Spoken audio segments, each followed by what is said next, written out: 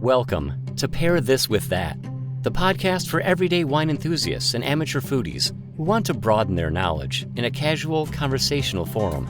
In just about 30 minutes each episode, we'll help you become that friend people go to when they want to know what wine to have with dinner or how to pick out the right bottle at the local wine shop. You don't have to be a sommelier or a chef. You just need a healthy curiosity. Join us as we expand our food and wine knowledge together. And now, here's your host, John Reed. All right, welcome to Pair This With That. I am excited because I have my very first guest, and by the time this comes out, I think it'll be episode 2. So it'll be, one of the launching of the podcast guests, one of the people who helped me make this happen. So I'm very excited to introduce Carlos Sarmiento. I first met Carlos, I think it was, correct me if I'm wrong, it was a Facebook group for food and wine lovers. And we just got to talking on each other's posts a little bit. And I found out that you had an Instagram account, Carlos Food and Wine. And I started following you. We followed each other. I still have a side project called Wine with Barbecue because those are kind of like my two passions right now. It's wine and smoking meat and doing barbecue. So I decided to make them into a blog. If you're looking for that blog, it is there. I just haven't posted to it in about a year because I've been house hunting and I finally have a new house. So we're moved in. That should be coming up soon. But first, Carlos, tell us a little bit about your background, who you are, where you come from, that sort of thing. Well, thank you, John. First of all, thank you for having me in your podcast. And I also congratulate you on your Barbecue with Wine blog. I think it's fantastic. It really is a very unique blog and site for a lot of people that really have a specific taste. I kind of started similar to you. We were talking earlier before we started recording. We both come up from a very artistic background. Originally, I graduated film school. Went to University of North Carolina School of the Arts, School of Filmmaking. Tried to pursue a career in film and TV. Did that for a few years, and just fate had something else in mind, and I started dwelling into public relations and marketing. And pretty much I've been doing that since for the last 20 odd years. From that, during COVID, obviously a lot of us were working from home almost on a permanent level. And I decided to kind of reawaken my passion for cooking and wine by creating recipes to interchange with family and friends that also were stuck in the house. And they kept saying, hey, Carlos, share some of your recipes that you used to do back then. And then kind of became, hey, you should document this, or you should, photograph this and do something with it. So from there, the blog Carlos Food and Wine was born. And having had the background for public relations, I decided to kind of take it a step further and see if I could network and work with hopefully partners or collaborators. And I'm blessed enough to say that 2 years later, I've been working with at least over 20 different wineries, 4 different distributors, a few food brand products, and it's been fantastic. And I've been learning along the way, specifically about wine, the wine regions, and certainly honing and perfecting the wine pairing experience. Yeah, and that's what I wanted this podcast to be all about, is for people who are still learning. This isn't for sommeliers. This isn't necessarily for chefs, professional chefs. This is more for the, Correct. I really like wine, and I've heard, a lot of talk about the food and the pairing with the wine and what goes well with what. I come from the wine background. When I was growing up, I really wasn't into food, mostly because my mother kind of put anything she cooked through the deflavorizing machine. So it wasn't until I got out on my own that I really kind of discovered food. And I was a very picky eater. So it took a lot of, getting brave, so to speak, and trying new stuff. Right. And then when I got into wine, that really opened up my palate to, when I learned the differences between Pinot Noir and Malbec, or Chardonnay and Riesling.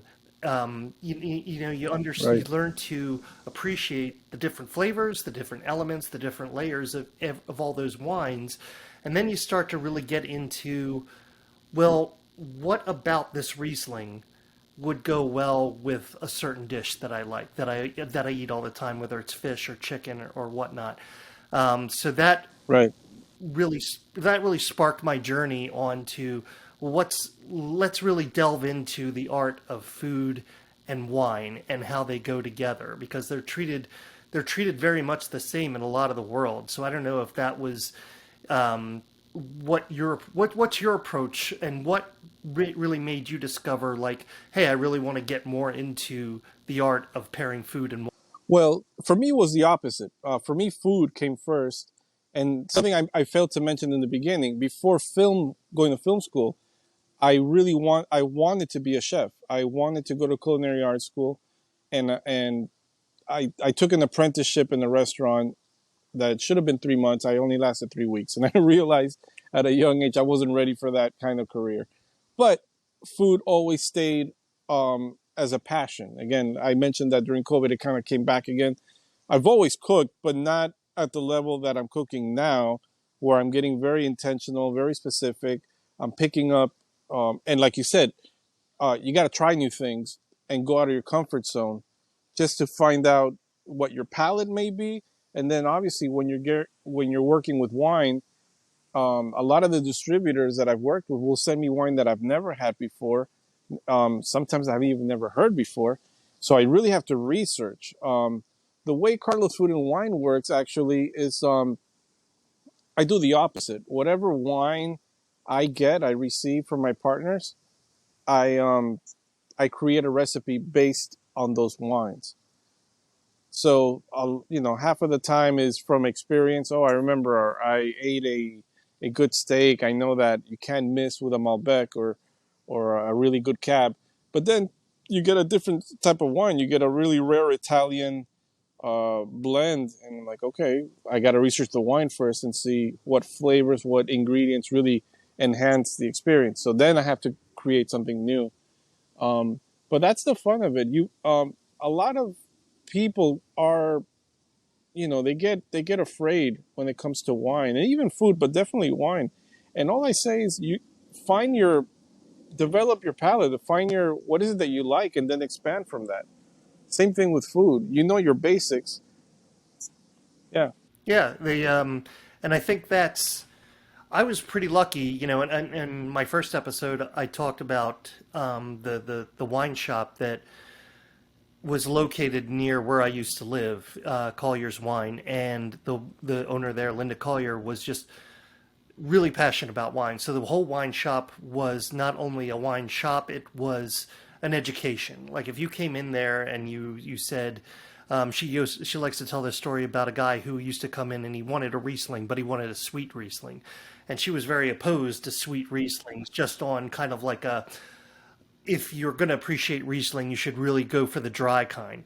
Eventually, like 6 months later, she said this guy eventually said, "Why did you ever let me buy sweet Riesling?" And it's just a matter of, her whole thing was getting people to try new wines. And when she held classes, I went to a bunch of her classes as well. Part of each wine we sampled was always, all right, now what are you going to have with this? And she used to talk a lot about what you were just saying. Maybe how you start the meal prep is by picking the wine first and figuring out from there what dish is going to go best with it. So I definitely appreciate that approach to it. It's something that never really registered to me until I got more of an education from Linda and the Collier's Wine Shop. So let's go into that a little bit. So when you're picking a wine, like let's say you just grab a Pinot Noir. Like, now, ordinarily you're talking about a beef dish, or like, if you want chicken, just plain chicken, what are you adding to it to make it go with that Pinot Noir, whereas chicken usually goes with a white wine? Well, first of all, I got to make sure, you know, that I'm not recreating a dish I've already done, because it's so easy to fall into that. The safeguard of, oh, add a few herbs and you're good, you're covered, it's going to be fine. Um, Sometimes it's really experimenting. A lot of the things that I do kitchen tests with the same wine, and I don't publish it. I don't even talk about it. I just, I do like my mad scientist thing in the kitchen, and sometimes it's a miss, sometimes it's a hit. Um, well, I mean, even Pinot Noir, you can hit it with a fish. Traditionally, a lot of people say it goes with salmon, but you can even try other types of fish. Um, you know, Portuguese style fish with certain milder sauces, and depending on the Pinot Noir too. Not all Pinots are the same. Some are very light and delicate, and some have a lot of body into it. So that also depends. And again, for me, the kitchen test is where it's at. You really get a flavor to test that wine and really see, do I need to go bolder on the food with spices or herbs, or is it more on the prep? Do I fry it? Do I broil it? Do I saute it? It becomes that question. But I think it really starts at the wine. Open the wine, taste it, and really see how bold you need to go. Yeah, I fall into old habits all the time, and I do go from I do go with the food first more often than I don't. But I know if I've got a wine that I've been keeping for a little while and I really want to try, it's definitely, well, what's going to go best with this? Whether it's like a Cabernet that I got on my first trip to California or something, it's definitely from that, what's going to make that wine special? What am I going to make that's really going to bring out the most personality in that wine? So let me. But you just mentioned, I'm sorry, you just mentioned something really interesting, which is the occasion. Sometimes the occasion in itself pushes you to a different boundary. It pushes you to push the boundary. You're saying, like you said, you just got a wine from the first trip you ever did. That's something special. So sometimes you probably want to go further out with your food prep and your food presentation. So you might even try a new approach and a new dish completely, just to elevate the experience. So I think also occasion has a lot to do with what you're going to be in the doing. Yeah, that's a good thought. Yeah, definitely. I think and I've got a bunch of those wines. Either they're from when I went to California, or it's a special wine that I don't normally buy because it's the price. Like I just opened a Chateauneuf de Pop a few weeks ago, and I forget what I made with it. I think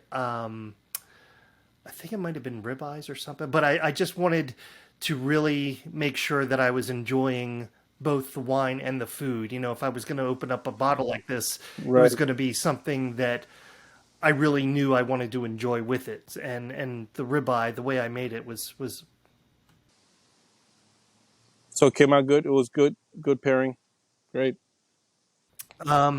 so. Your background. When we were talking earlier, when you sent me some responses to the questions, you have a pretty interesting history. And looking at your history, I would have thought, well, this guy is really into Latin American food, or he's really into Cuban cuisine. You're in Miami, so my if I didn't know anything else about you, I would have gone right there. So, but you are very eclectic in your recipes. So I wanted to get from you how that happened. Like, how did you explore different kinds of cuisines, and do you have a favorite? Um, it's definitely intentional. For the following reasons. Um, Even though I was born in Venezuela and I grew up there until I was 10 years old, my mother's Cuban, my father's Peruvian. So there's a big of a hybrid South American, Caribbean culture. And they have very distinctive cuisines on their own right, completely different, very renowned, especially the Peruvian cuisine is all over. And Miami is really it's like the southern New York City melting pot for the culinary world. Um, but in my years, especially between the ages of 10 and I'd say 13, I traveled a lot. I actually lived in Europe, in London for a year. Spent 3 months in France, and that really, even though I was young, I was old enough to appreciate where I was at and what I was experiencing. That it really marked my type of tendencies when it comes to food. And then when I was doing the apprenticeship, it was at an Italian restaurant. So that is my immediate, probably Italian and French is my immediate connection when it comes to immediate preparation of food. The Latin cuisine, to be honest with you, I owe it to myself, I guess, and to my family to do more dishes on that, and it is in the plan. I've done ceviche. That was one of my earliest dishes that I did when I started Carlos Food and Wine, and I've done variations of Cuban, like shrimp Creole, uh, with white wine. So, yeah, I like to explore that a little bit more, kind of. But at the same time, I'm also influenced. Miami has become a big fusion location. So you have fusion cuisine, say Peruvian, actually fusion with Cuban or Caribbean, which is really interesting. So I tend to experiment with fusion when it comes to the Latin American types. But with the Italian and French, I try to keep it as close to traditional as possible, but maybe on the lesser fatty side of things, something on the more healthy aspect of it. So when when you start preparing your meals, what do you always, how far out do you plan in advance? First of all, what do you decide that day what you're going to have that night, or do you usually, and how often is the dinner kind of like Carlos Food and Wine blog post worthy? It's sort of, you're going to take that dish and you're going to photograph it, you're going to write about it and everything. Right, So right, let's take those dishes first of all. What kind of prep goes into that? And then right. what do you cook on an everyday basis? Well, usually, obviously, the kitchen test is almost, it could be a weekday, a normal weekday. I come home from work and I kind of see what I have in the fridge and I see the wine that I have available, and it's okay. Does this work? Will this work? Well, let's try it. And sometimes, rarely, it's been rare, but it's happened where that kitchen test does become the presentation because it came out so, I don't want to say great, I don't want to be boastful, but came out great. It came out good that I immediately go into quick mode and start taking the photos. I don't purposely go for it because I'm testing things out. And then there's been moments where I've planned a dish based on, oh my god, this wine just came in, this is amazing. I really need to plan it, and it's taken me a whole week to kind of create the recipe and look and research it, and then I shoot it usually on the weekend when I have a lot of time to really go out and prep and take my time with the photo for the photo shoot. And it's funny, sometimes those meals, as good as they can come out, didn't resonate with the audience. Not many people saw it, or not many people liked it. Whereas something that took me half hour to make, people went nuts over it. It's really weird, but it's funny too. But I take a lot of pride in both. I won't put something in front of the camera if I don't feel that, at first, that it tasted good, and second, that it looks good enough to be presentable. I will not do that. Yeah, and I have to say the photographs that you post are very beautiful. The food's beautiful, the lighting and the backgrounds and everything. And so I highly recommend following Carlos on Instagram because just visually you're going to get a treat.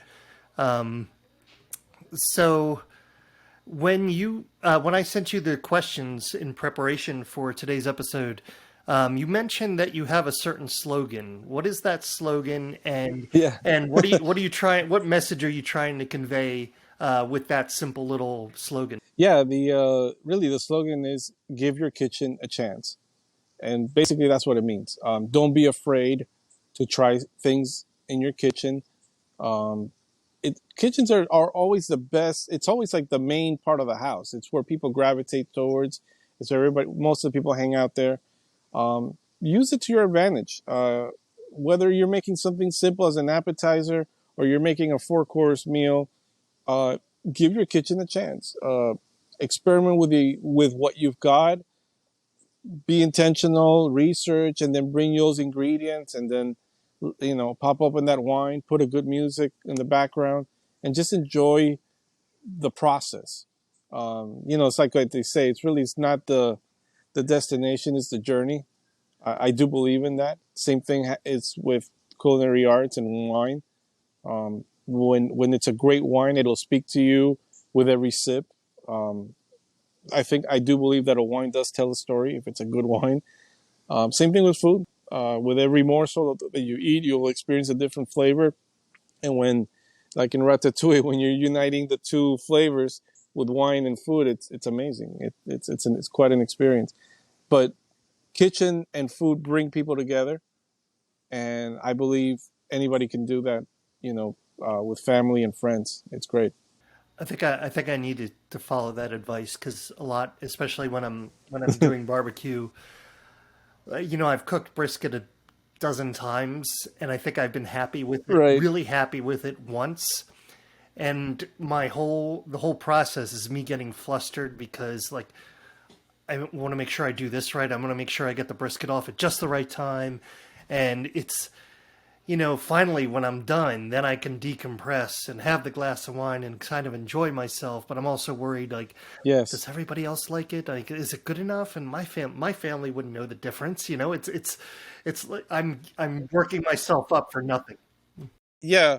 That's certainly the burden of the cook that we all experience, because you're aiming for that perfection. You're aiming for that pleasure, the pleasing of someone. And I even think as a grill master, uh, barbecue and grilling is a solitary job. You really can't have too many people grilling at the time, No, and cooking to a degree too, but definitely grilling. I find that it's a very solitary job, but you need to concentrate. You need to do your thing. But yeah, at the end when you're done, you definitely want to, you know, enjoy it. So hopefully you have more than one bottle of wine to go with it before everybody eats it and yeah, drinks it. Yeah, maybe I sometimes I get two bottles of the same wine to make sure that right. I'm enjoying it while That you're they're covered. also Yes. drinking it. Yeah. Is there a particular favorite dish of yours, and is there a favorite dish that your family just really looks forward to you making? Well, props to you being a grill master. I, a good steak and potatoes with some asparagus. That'll be my go-to all the time. Particularly if we're gonna get into cuts of meat, I'd probably say either flank or churrasco, as we call it down here, flap steak, or a good, hanger or a tenderloin, filet mignon with a nice sauce. Any type of potatoes will do, and some nice asparagus. With the king of all king wines, in my opinion, a good Cabernet Sauvignon. Although Malbecs are my close second when it comes to reds, because I've found some amazing Malbecs out there, and they're just sensational. My family pretty much likes that too, but they kind of favor the. I know my daughter's a big pasta fan, so she'll definitely go for the classic bolognese, or even I'll do the aglio olio with some cheese.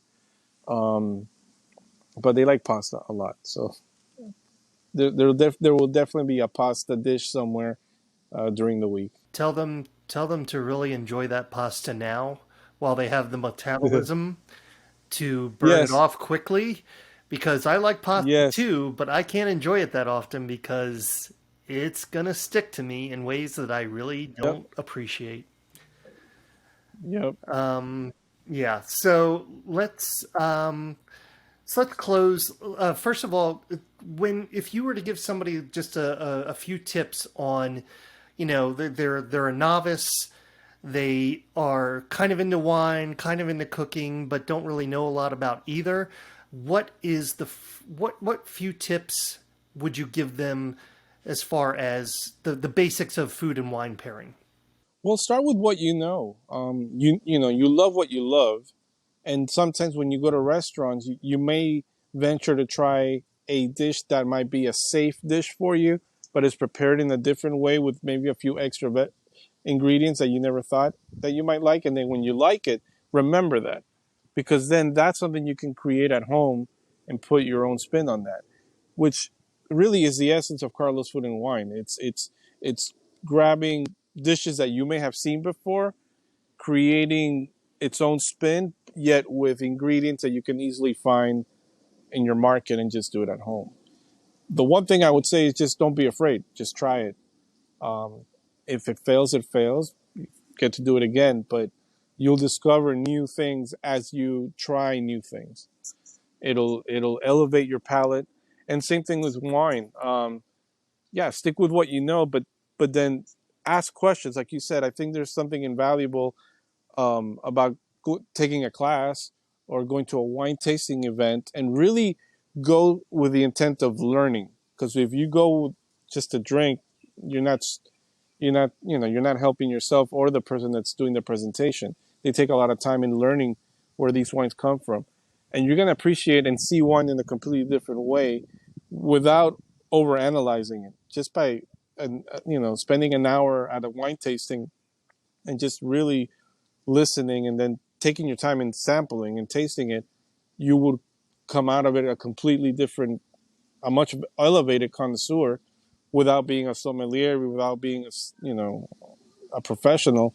You'll know I definitely like whites that are dry. I like reds that are fruity. So now you know that you can expand on that. Yeah, I definitely. I'm guilty of it as anybody.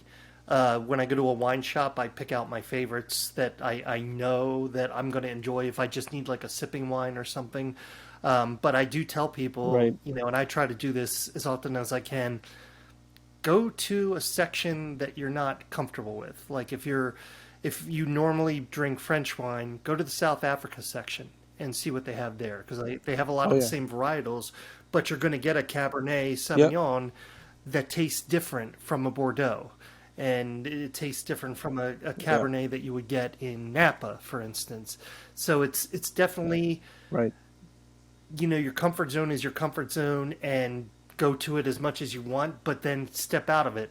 And if you see a bottle of wine that you never heard of, or if you see a recipe for a dish you've never seen or tried, go for it. I mean, what's the worst that can happen? You're gonna learn you like something new, and you're going to start to appreciate Right. a certain cuisine or a certain wine that you didn't appreciate before. I mean, I don't see the downside of it. So I totally agree with you. I need to follow that advice more often, and after this episode, I'm going to chart a new territory and try new things in food and wine. All right, so we're almost at the end of time. Excellent. Do you want to promote anything? Like, do you want to send people to your Instagram account, to your blog? Where would you like people to go to get to know you? Well, I first of all thank you, John. I appreciate the opportunity. I do also thank everybody who is listening and watching. I highly recommend you go to the website first, carlos-food-wine.com. You can also follow me on Instagram at Carlos L Sarmiento. That's Carlos L Sarmiento. And also on Facebook, I'm at Carlos with a apostrophe at the end, Food and Wine. Carlos Food and Wine. Awesome. And again, I highly recommend following Carlos. He's really knowledgeable, and his passion for both food and wine really comes through in everything he does. So you're not going to be disappointed if you pick him up as a new Instagram follow. It's really worth it. All right, Carlos. I hope we can do this again because I really enjoyed talking to you, and yeah, that'll be that. And thank you, Carlos. And thank you, everybody, for listening. And tune in to the next episode of Pair This with That. Thanks for joining us for this episode of Pair This with That. Be sure to subscribe to us on YouTube and follow us on Instagram and Facebook. Until next time, cheers.